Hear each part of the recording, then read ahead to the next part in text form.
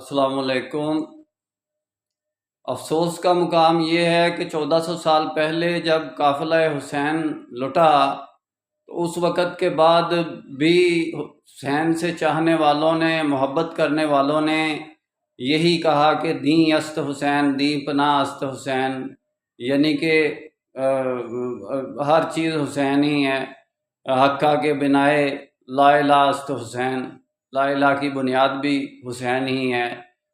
ان کے ذہن میں یہ نہیں تھا کہ حسین امت کی وحدت کا کام کر رہے ہیں، تو یہ امت کی وحدت کا کام اصل میں یہ ہمیں کام کرنا ہے، یہ حسین کی دعوت ہے۔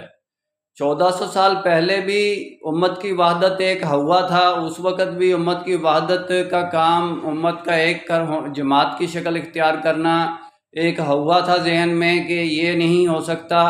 اس کے بعد ائمہ کرام کا دور آیا، فقہا کا دور آیا، اس وقت بھی فقہ لکھی گئی تو ان کے ذہن میں بھی ہوا تھا کہ یہ کام نہیں ہو سکتا، یہ امپاسبل ہے، اور انہوں نے اپنی اپنی فقہ ترتیب دے دی، وہ پتہ نہیں کس اسلام کی دی جو کہ تقسیم تھا۔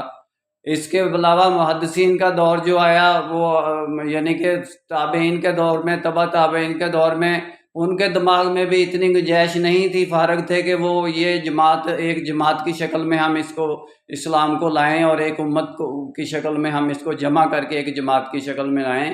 علم حدیث کو جمع کرنے کے سے زیادہ اہمیت کا حامل کام اسلام کو ماننے والوں کو، اللہ اور اس کے رسول کے ماننے والوں کو جمع کرنا تھا۔